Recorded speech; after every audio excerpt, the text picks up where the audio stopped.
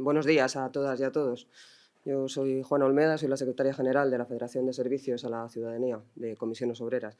Y lo primero que quería hacer es agradeceros la presencia, tanto los que estáis aquí como los que estáis viéndonos online. Y agradecer a los compañeros de la Agencia Tributaria que nos permitan estar hoy con vosotros y con vosotras explicando lo que para nosotros es fundamental, que es el programa y el proyecto que tenemos como Comisiones Obreras. Sabéis que Comisiones Obreras es un sindicato sociopolítico y un sindicato de clase, y eso en determinados ámbitos es un hándicap, sobre todo cuando son corporativos, y aquí hay mucho corporativismo. ¿Ya? Y, como os decía, para nosotros es fundamental, en un año como este que tenemos ahora de elecciones sindicales, pues contar con el apoyo de vosotros y de vosotras, porque el valor que tenemos como sindicato se basa fundamentalmente en la representatividad, y la representatividad la otorgan las elecciones sindicales y los votos de cada uno y de cada una de vosotras. A pesar de la época convulsa que hemos tenido, lo que hemos conseguido hacer es negociar algunas cuestiones que para nosotros eran fundamentales, ¿no? Porque llevábamos con la negociación parada desde antes de la pandemia.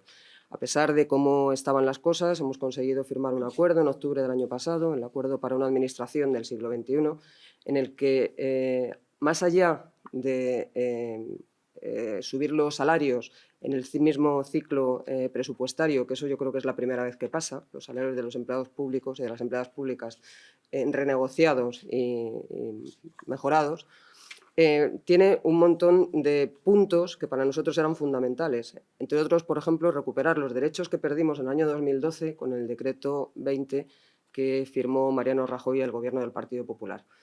Para nosotros eso era una cuestión básica, porque llevábamos con la negociación parada y hemos conseguido recuperar derechos que para nosotros y para nosotras eran fundamentales. Eso, además, nos ha abierto la puerta a otra serie de negociaciones, como pueda ser la Ley de Función Pública de la Administración del Estado, y otras cuestiones, como pueden ser pues, el teletrabajo, aunque yo sé que aquí esto lo tenéis bastante avanzado, pero no en el conjunto de las administraciones públicas.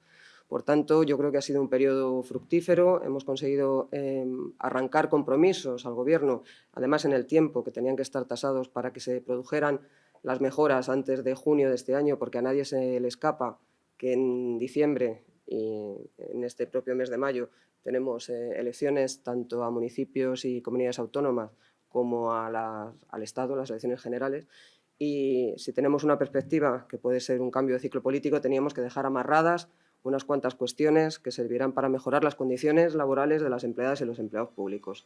Por tanto, yo creo que ha sido bueno y seguiremos avanzando en este sentido. Yo no quiero extenderme mucho porque, como ya sé que a las 9 esto se corta, le voy a pasar la palabra a Paco, que es el... Tú primero. Pues le paso la palabra a Unai Sordo, todos le conocéis, es el secretario general de la Confederación de Comisiones Obreras, y os dejo con él para que os cuente unas cuantas cosas. Bueno, pues buenos días a todos y a todas. Es un placer poder participar en esta asamblea previa a las elecciones dentro de una entidad tan importante como es la Agencia Tributaria, como es la Agencia Estatal de Administración Tributaria. Y yo quería empezar la intervención haciendo un reconocimiento al trabajo que realizáis, a la función clave y estratégica que desarrolla la agencia, pero que evidentemente la agencia tributaria recauda tributos, hace funciones de inspección y de atajar el fraude fiscal, porque hay trabajadoras y porque hay trabajadores detrás que desempeñáis con efectividad vuestras funciones, y a nadie se le escapa que el sistema fiscal de un país es lo que le vertebra, es la espina dorsal de alguna manera de un Estado que quiera llamarse Estado social y Estado de derecho, ¿no? Por tanto, yo quiero empezar por reconocer el trabajo que venís realizando en circunstancias complicadas. En circunstancias complicadas, comentábamos antes un poco la distribución de personal dentro de la agencia tributaria. Sois una plantilla del entorno, si no recuerdo mal, de las 25.600, 25.700 personas, pero desde el año 2011 la disminución de personal pues prácticamente ha sido de 2.000 personas. De 2.000 personas en un momento donde creo que todo lo que tiene que ver con las políticas recaudatorias, con las políticas de recaudación tributaria, son, como digo, estratégicas para un país. Y lo cierto es que los datos avalan la efectividad del trabajo que venís realizando con una plantilla reducida respecto a la que teníamos hace 12 años, ¿no? Un índice de desempeño mucho más alto que hace 12 años. He extraído el dato de que en la lucha contra el fraude cada empleado de la agencia tributaria obtiene del orden de 658.000 euros, que es casi el doble de lo que se obtenía en ese año 2011, donde la plantilla pues, era del entorno de las 29.000 personas, si mal no recuerdo, ¿no? Por tanto, un reconocimiento que tiene que ir ligado a un mensaje claro. Las políticas públicas no se pueden basar en el voluntarismo de los trabajadores y las trabajadoras públicas. Y, por tanto, para dotar de efectividad a la agencia tributaria, como al resto de los servicios públicos, hay que mejorar las dotaciones de personal, hay que mejorar los procesos de formación y cualificación permanente de los trabajadores y las trabajadoras. Hay que habilitar procedimientos de reconocimiento de las competencias y de las capacidades adquiridas tanto por los procesos formativos como por el propio desempeño profesional y lo que ello supone en términos de experiencia profesional.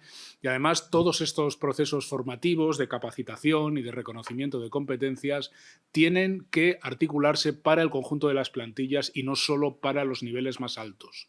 Yo creo que esto es fundamental porque una cosa que luego trataré de explicar. Creo que de cómo se afronte la actualización y la modernización de la administración pública en España depende en gran parte el futuro de un modelo social digno de tal nombre, el futuro de ese contrato social para el siglo XXI que debiera articularse, que debiera desempeñarse en nuestro país en los próximos años, ¿no? Pero decía Juana, y estamos aquí con un motivo muy concreto, que es el proceso de elecciones sindicales, ¿no? Y yo quiero dejaros de forma muy breve alguna reflexión sobre la importancia de los procesos de elecciones sindicales en España, porque las elecciones sindicales son el verdadero proceso de legitimidad y de legitimación de los sindicatos, de la misma manera que las elecciones políticas son las que determinan mayorías y minorías políticas en el Congreso o en el Senado, ¿no? Y digo esto, que es una obviedad en un ámbito como este, pero no está de más decirlo porque yo creo que a veces se olvida, ¿no? Y sobre todo porque creo que hay que dimensionar correctamente de qué hablamos cuando hablamos de los procesos de elecciones sindicales. Mirad, en España tenemos un sistema, para bien y para mal, un sistema sindical, un modelo sindical y de relaciones laborales, que tiene muchas ventajas, pero que tiene alguna consecuencia, bueno, no sé si indeseada, pero desde luego colateral, ¿no? Y una de esas consecuencias seguramente indeseadas es que no tenemos un sistema particularmente proafiliativo a los sindicatos. ¿Qué quiero decir con que no tenemos un sistema proafiliativo? Pues que prácticamente todas y cada una de las normas que somos capaces de pactar los sindicatos, los acuerdos de función pública, los acuerdos de reforma laboral, un plan de igualdad, el acuerdo de pensiones, pues evidentemente tiene una aplicación general a los trabajadores, a las trabajadoras afectadas por el acuerdo, a la ciudadanía en su caso, sin que se aplique, lógicamente, solo a las personas afiliadas. En España, para gozar de las mejoras del acuerdo de la función pública no hace falta estar afiliado a ningún sindicato. Y esto es un elemento de desincentivo a la afiliación. Yo creo que ese desincentivo a la afiliación lo tenemos que tratar de corregir y contrarrestar con una acción sindical muy pegada al centro de trabajo, porque para un sindicato, pese a lo que luego voy a decir de la representatividad, es muy importante contar con niveles de afiliación altos. Yo sé que esto en la administración pública se vive un poco de otra manera, pero ahora mismo en España hay ya una relación directa entre los niveles de incrementos salariales que está habiendo en las empresas y los ratios de densidad afiliativa que está habiendo en esas mismas empresas. Aunque estéis oyendo que en España hay una devaluación salarial del 5% en el año 2022, que en términos macroeconómicos es cierto, no es menos cierto que de la gente que tiene un convenio colectivo vigente en el año 2022, el 30%, 2.730.000 y tantas mil personas, tienen subidas salariales del entorno del 5%. Y ahí es donde hay mayores niveles de afiliación. Por tanto, la afiliación es básica para negociar las condiciones de trabajo. Los sindicatos no somos un ente que venimos a reclamar el apoyo en las elecciones para, una vez que nos dais el apoyo, hasta luego, Lucas, y nos dais fuerza para negociar. No.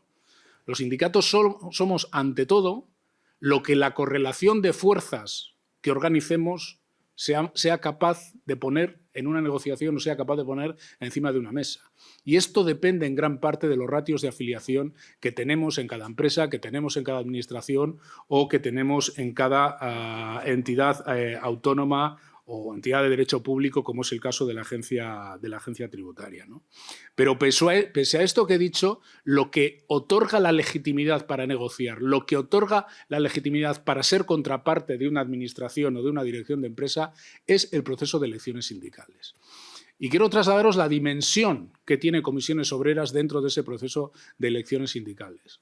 Porque nuestro sindicato tiene prácticamente 1 millón de personas afiliadas. Cuando digo afiliadas que están cotizando al corriente de pago, no que un día pasaron por una sede y echaron una firma para una cuestión concreta, no, afiliadas. Pero Comisiones Obreras tiene del orden de 102.000 delegados y delegadas de personal, miembros de comité de empresa o de juntas de personal en toda España. 102.000 personas que son el 35% del total de la representatividad sindical de nuestro país. En España hay elegidos y elegidas 288.000 personas que representan a sus compañeros en los centros de trabajo. ¿Por qué han sido votadas? Porque habéis sido votadas, porque algunas estáis aquí, por millones de trabajadores y trabajadoras. El proceso de elecciones sindicales cada 4 años, en cada empresa cada 4 años, es el proceso de movilización democrática más intenso que tiene España, al margen, lógicamente, de las elecciones políticas. Por tanto, es sumamente importante afrontarlo con ese sentido de la corresponsabilidad y del compromiso, ¿no? Y lo apuntaba también Juana, nosotros somos conscientes de que hay corrientes corporativas en el mundo del trabajo, porque hay corrientes corporativas en la sociedad. Porque el corporativismo está muy ligado, en el fondo, al individualismo, a cierto egoísmo y a cierta forma limitada de percibir la realidad. Y en la administración pública muchas veces se instala la idea de déjate de líos, de sindicatos que se preocupan de otras cosas y céntrate en lo tuyo, en tu carrera profesional, en tu plan de formación, y déjate de líos.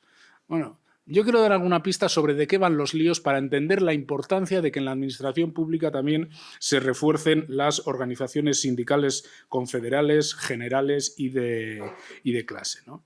En primer lugar, decir que Comisiones Obreras es un sindicato en disposición de estar tan especializado como el que más en atender los problemas concretos en cada uno de los centros de trabajo, de las empresas, de las administraciones públicas o de las entidades de derecho público.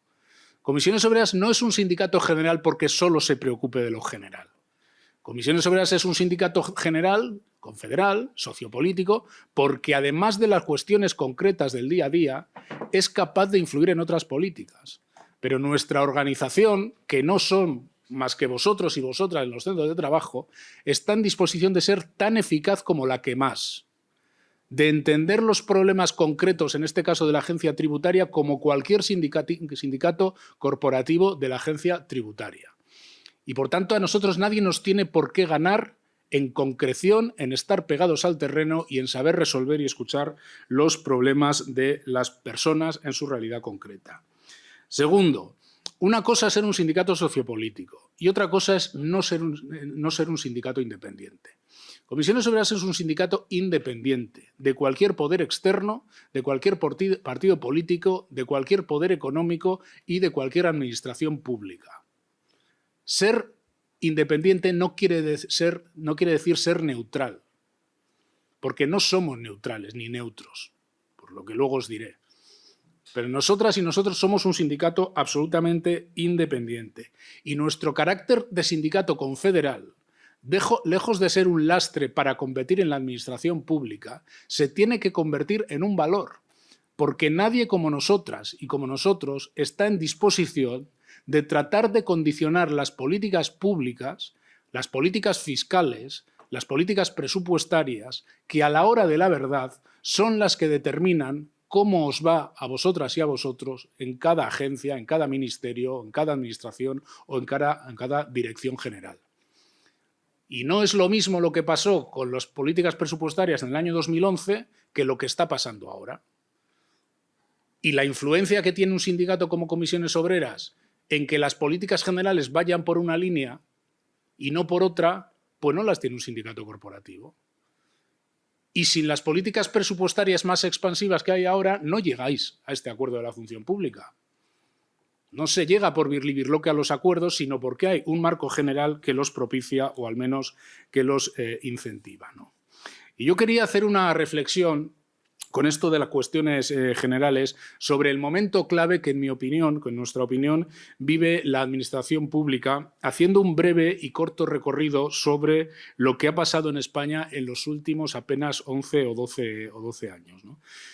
Porque la última crisis, de la que, como he dicho, todavía estamos sufriendo una parte de los recortes, no solo los recortes en plantilla, lo que ha supuesto las tasas de reposición, lo que ha supuesto la limitación de la modernización en tiempo y forma de la administración pública, todo esto son secuelas y son consecuencias todavía de las políticas de austeridad de hace prácticamente 10, 12 años, ¿no? En la anterior crisis, que se resolvió de una forma muy lesiva para España, no solo para España, pero también para España, con un montón de recortes, con procesos de destrucción de empleo, de reducción de salarios, pero sobre todo de deterioro de los servicios públicos, fue acompañada esa política de austeridad, de devaluación interna, que habréis oído hablar varias veces de eso, con toda seguridad, fue acompañada de un concepto ideológico muy concreto sobre el modelo de Estado que necesitábamos. Y el modelo de Estado viene a definirse como un modelo de Estado mínimo. El Estado era un lastre para el desarrollo económico, para el desempeño de los agentes económicos y, por tanto, el Estado había que reducirlo a una especie de mínima expresión. Una serie de servicios públicos básicos, cada vez más que como un derecho de ciudadanía, concebidos como una especie de derecho asistencial para el que no pueda llegar a proveerse de servicios en el mercado privado, en el ámbito sanitario, en el ámbito educativo, por ahí se quería llevar el tema de pensiones.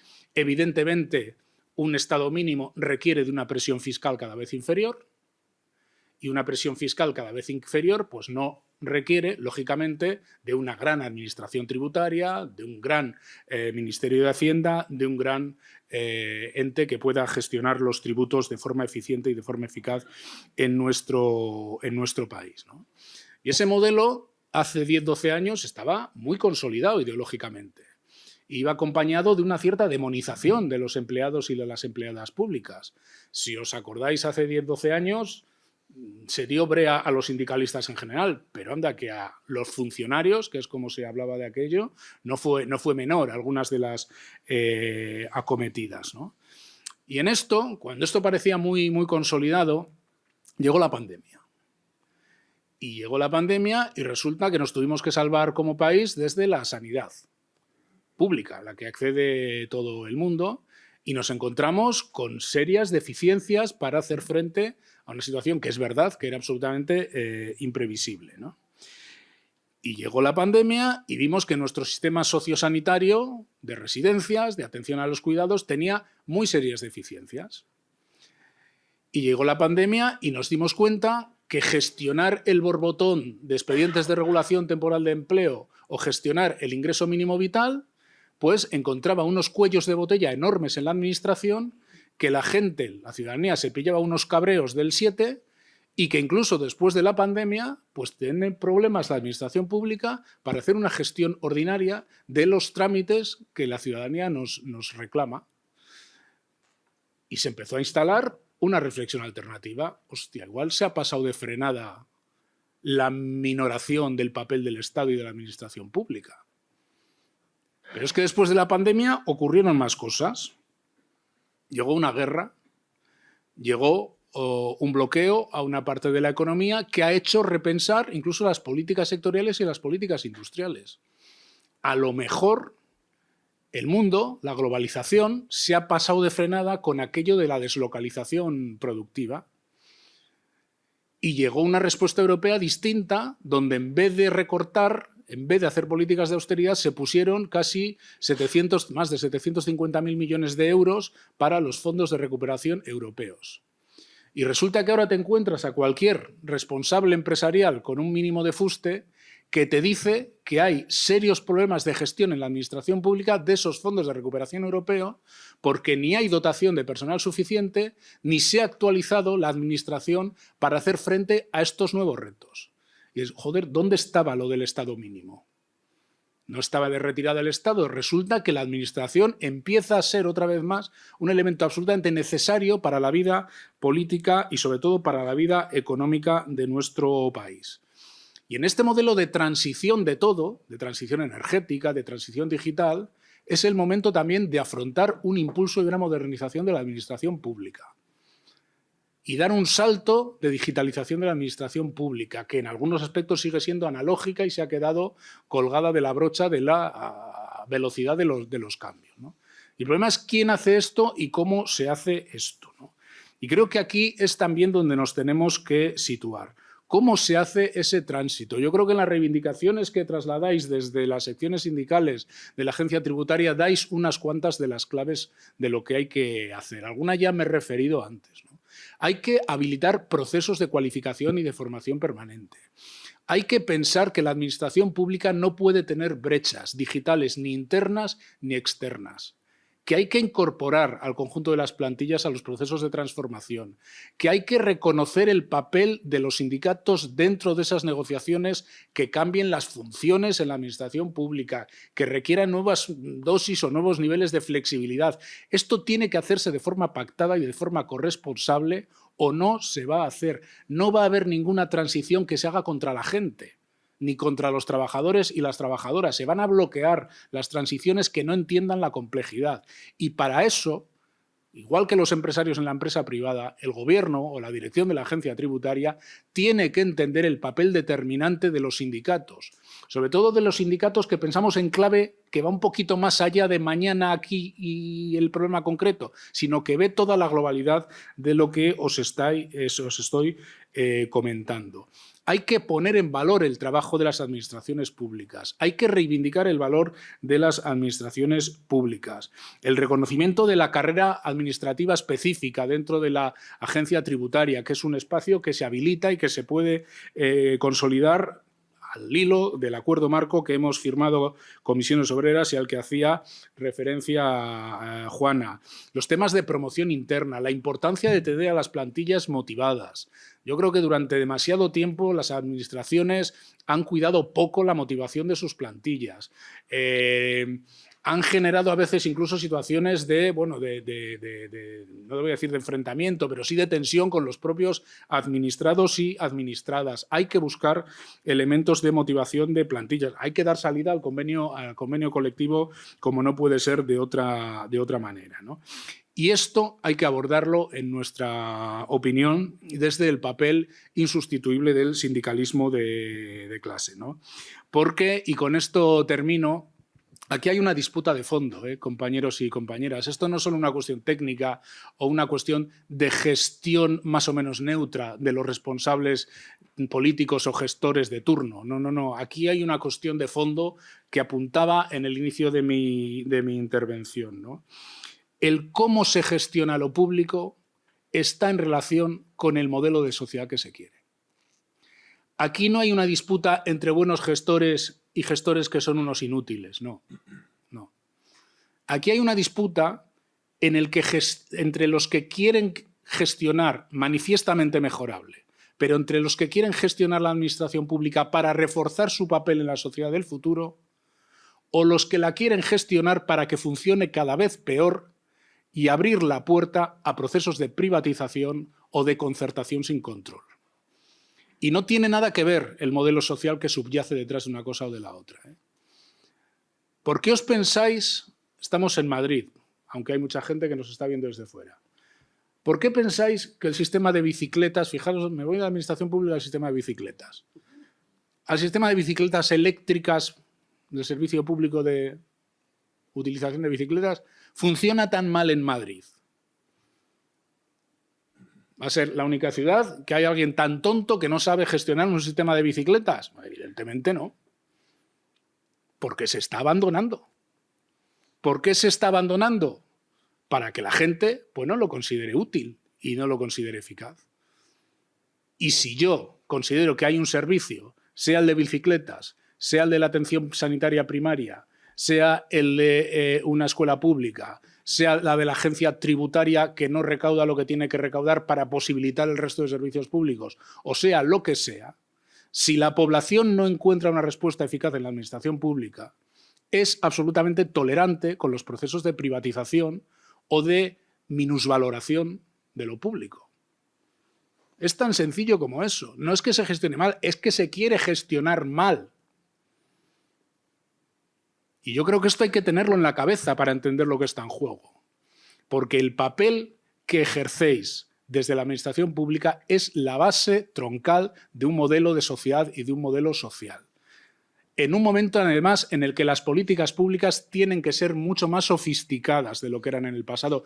Fijaros, la verdad es que estoy encantado de estar aquí porque, entre otras cosas, nos quitamos de la boca últimamente. No sé si seguís un poco la información que sale del sindicato, pero estamos haciendo continuas referencias a los datos fiscales que proporciona la agencia tributaria, que son los que están diciendo que los excedentes empresariales se están incrementando de una forma muy importante en esta crisis de precios. Es la agencia tributaria la que nos ha llevado a pedir al Gobierno que ponga un índice sobre beneficios empresariales en las mesas de negociación colectiva basándose en los datos que proporcionáis, el observatorio de márgenes empresariales tan importante para saber cómo se están distribuyendo los costes y los precios en las cadenas de valor.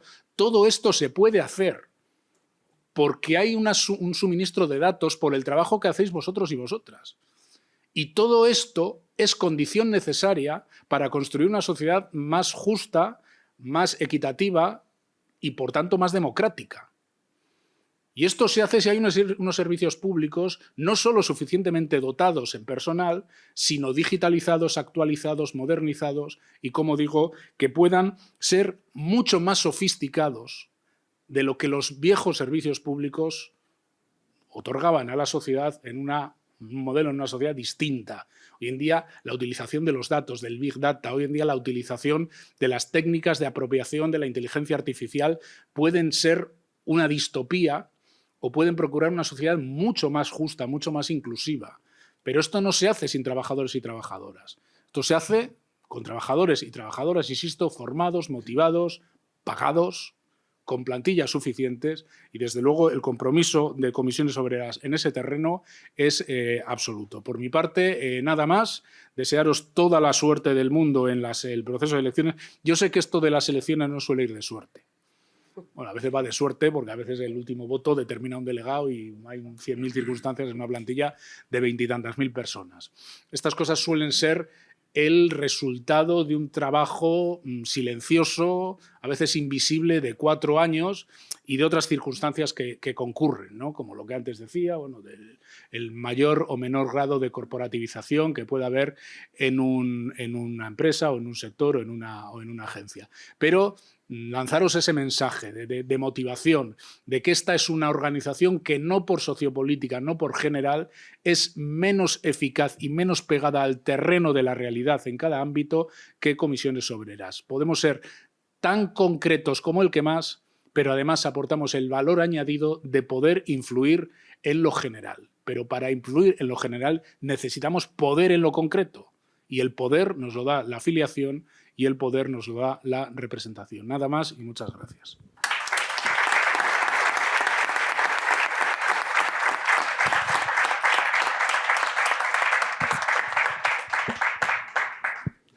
Bueno, lo primero agradecer a UNAI que esté hoy aquí con nosotros, con todos nosotros aquí en toda España, por la primera asamblea virtual que se ha celebrado en la Agencia Tributaria y que esperemos que sea el inicio de muchas otras con una importante participación. Tenemos poco tiempo y solo incidir en algunos aspectos después de toda una visión global de lo público que nos ha dado nuestro secretario general, y solo quería incidir en lo concreto en lo que se refiere a la agencia tributaria. Estamos en un proceso de negociación en todos los ámbitos, como nos decía Juana, con la aprobación de una ley de función pública, y hemos estado trabajando todos juntos, porque para eso somos un sindicato confederal, para eso somos una organización global, para poder mantener el estatus que tiene la agencia tributaria dentro de la administración pública, para poder mantener un modelo que funciona, que lleva funcionando desde hace muchos años y que tenemos que mejorar, y en ello estamos los delegados y delegadas de comisiones obreras aquí en la agencia tributaria, preparando propuestas y planteando soluciones a los problemas de todos. No somos un sindicato corporativo, no lo somos, y no nos avergonzamos porque somos globales, somos corporativos de todos los grupos. Nosotros queremos el bien para todos, y eso nos diferencia de la mayor parte de las opciones que tenemos en esta casa. Entonces, hemos planteado y seguiremos planteando soluciones en cada momento adaptadas a las situaciones. Cuando salimos de la pandemia hubo unos fondos, los fondos Next Generation, que han llegado a fruto de la negociación y del compromiso del Gobierno con la Administración Europea, mediante un plan de recuperación, transformación y resiliencia, que lo habéis oído 1000 veces en todas las noticias, y nosotros planteamos unas propuestas, lo tenéis colgado en el blog sindical de Comisiones Obreras, un documento que elaboramos en su momento, adaptando nuestro acuerdo a los componentes fundamentales que nos podían afectar, el 9, el 11 y el 27, que incidían en una administración pública de cara al siglo XXI. Adelantándonos a la negociación, que todavía incipiente, de la Ley de Función Pública, que venía recogida en esos acuerdos.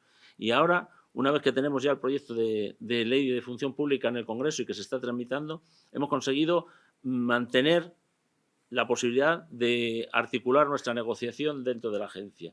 Y en eso estamos. Estamos en un momento en el que tenemos 3 frentes abiertos. Uno, en la negociación y actualización del acuerdo de carrera, donde estamos planteando una renta mínima. Entendemos que en la agencia tributaria todos los trabajadores deben estar obligados a presentar declaración. No ocurre así. Ni siquiera llegan al mínimo algunos compañeros y compañeras de nuestros centros de trabajo. Y entendemos que tenemos que conjugar una carrera profesional para toda la plantilla, desde el inspector más alto a la categoría más baja, el auxiliar o la ordenanza funcionario de menor nivel.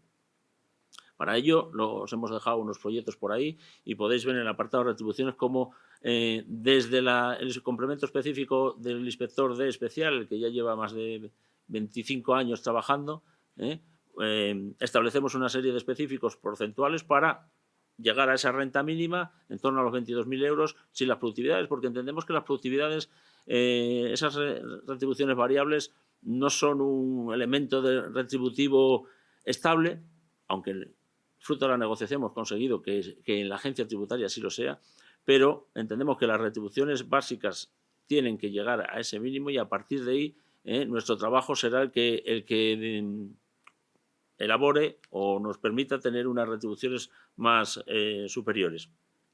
Tenemos que hacer grandes modificaciones en el acuerdo de carrera desde el año 2007 no se han abordado, pues motivadas por la crisis, por la pandemia, por la guerra, por todos esos condicionantes que han tenido paralizada la negociación, y tenemos que adaptarnos al futuro. Tenemos que aprovechar todos esos cursos que estamos haciendo, que llevamos haciendo desde que entramos aquí en la agencia, porque formación no nos falta, nos la exige nuestro trabajo día a día. Somos una organización con un índice de incidencia del plan normativo gubernamental muy superior a todos los demás. Nos afectan un montón de leyes cada año y esas leyes nos obligan a estar completamente actualizados. Aquí nadie se puede parar, nadie puede decir yo ya me pongo a trabajar. No, siempre, todos los días por la mañana tienes un correo de tu jefe diciéndote según la Dirección General de Tributos la interpretación de esto es así, según lo otro es así, y todos los días hay que estar formándose. Eso hay que valorarlo, eso hay que retribuirlo. No podemos seguir teniendo compañeros que están en el complemento mínimo de la Administración del Estado. Y en nuestras propuestas y en las mesas de negociación con comisiones vamos a estar defendiendo siempre esas cosas. No estaremos vendiendo nunca una moto para que os vamos a reclasificar a un grupo superior, pues porque eso no es una solución, no es una solución real y factible a día de hoy, y lleva gente 20 años o 25 años prometiendo eso a muchos compañeros que se ven ahí atrapados en que sí, voy a poder pasar al grupo superior. la realidad dice que no se puede. Ahora, si tú tienes unas retribuciones dignas, acordes a tus competencias y a tu trabajo, entiendo que eso puede redundar en la satisfacción de toda la plantilla, y cuando tenemos una plantilla bien remunerada y una plantilla satisfecha en sus condiciones laborales, pues tendremos unos mejores objetivos. Somos la organización que más objetivos cumple de toda la administración pública. Somos la cabeza de la administración, y eso lo tienen que retribuir. No podemos seguir con unos complementos desde el año 2007 ahí bloqueados después de unas bajadas porcentuales, después de las congelaciones, después de unas subidas del IPC por debajo del IPC real. Eso no puede volver a pasar a la agencia tributaria. Nosotros tenemos que tener un acuerdo de carrera que retribuya nuestras competencias. Y eso no son subidas de sueldo, eso es retribuir nuestro trabajo. Nuestro trabajo, que es fundamental en la administración pública para todo el gobierno, porque somos los que dotamos de recursos para el resto de los servicios públicos. Tenemos que incidir en cerrar el convenio colectivo. Tenemos una doble relación laboral entre los funcionarios y el personal laboral. El personal laboral desde el año 2005 no se ha firmado un convenio, ha tenido no más que 4 hitos ahí donde se han podido subir un poco las retribuciones, pero creo que ha llegado el momento de poner unas retribuciones también acordes y cumplir con el objetivo de llegar a esa renta mínima, que en el caso del personal laboral hay mucha más gente que no la alcanza. Hemos de cambiarlo todo, lo tenéis ahí en el folleto, desde la formación, con la integración de la Escuela de Hacienda Pública en la agencia tributaria. ¿Por qué? Pues porque la formación tiene que estar bien dirigida y no podemos tener un plan de formación que nos pase, pues como nos ha pasado con el tema de los agentes en el área de aduanas. Personal que se destina a un área que no le han preguntado nunca una formación, personal que está en un área que no está formada para estar ahí porque se lo tiene que currar el que ha pedido esas plazas, y la administración pública saca un plan de formación sin dotar un curso para que los agentes tributarios se formen en el área de aduanas. Es un sinsentido. Se lo hemos dicho por activa y por pasiva, y el plan de formación ha salido adelante sin nuestra firma y sin el curso, que era uno de los ejemplos fundamentales. Necesitamos en vigilancia aduanera plantear la necesidad de tener un buque escuela. Van falleciendo ya bastantes compañeros, demasiados, uno es demasiado, no debe fallecer nadie en un accidente de trabajo, y tenemos que tener plantilla formada y tener plantilla plenamente activa para su cometido. Vigilancia aduanera tiene un cometido muy importante dentro de lo que es la agencia tributaria. La vigilancia de las costas y del contrabando se enfrenta a delincuentes, pero delincuentes armados, y esas personas no pueden ir a abordar un barco con haber tirado 40 balas al cabo del año. Tienen que estar plenamente motivados y tienen que estar plenamente formados para que puedan realizar sus cometidos en la forma correcta y sin poner en riesgo sus vidas. Y por otro lado, tenemos abierto el frente, que como queda muy poco tiempo, lo siento, pero tengo que ser muy breve, nos queda abierto el frente del teletrabajo. El teletrabajo es una herramienta que hemos demostrado que en la agencia tributaria funciona. Hemos demostrado que somos perfectamente capaces de trabajar en esta forma nueva de desarrollar nuestras labores. Somos plenamente responsables, hemos conseguido cumplir los objetivos en los peores momentos, hemos conseguido que nuestra organización en 3 días pudiera acceder a todas las bases de datos. Estábamos todos en casa trabajando, lo sabemos todos. Eso el resto de la administración, como decía Unai, no está todavía a esa altura, pues porque no tienen los medios. Nosotros sí los tenemos, nosotros sí estamos para ello, y por lo tanto tenemos que aplicar un acuerdo de teletrabajo de manera inmediata. De aquí al verano hay que firmar un acuerdo donde pongamos un poco de sensatez en lo que puede significar el teletrabajo. Eso de el martes y el jueves vamos a ahorrar más dinero pues estando en teletrabajo en casa no es ninguna salida ni ninguna solución, ni para la administración ni para nosotros. Tenemos que articular un plan de teletrabajo quizá un poco asimétrico. Tenemos una organización muy dispar, tenemos centros de trabajo con un trabajador y tenemos centros de trabajo como este, que ya veis la cantidad de compañeros y compañeras que hay aquí. No se podrá dar teletrabajo a todo el mundo en la misma línea, pero ese acuerdo es exclusivo de la agencia sí que tiene que ser lo suficientemente flexible para poder ofrecer a los trabajadores la posibilidad de realizar sus tareas. No quiero decir y conciliar su vida laboral, porque el teletrabajo no es para eso, pero sí poder regular un poco mejor la situación que ahora mismo es estrambótica. Un día sí, un día no, un día sí, un día no. Ni ahorras energía, ni ahorras nada, y no soluciona ningún problema que pudiera solucionarse con un acuerdo en una línea mucho más abierta y razonable.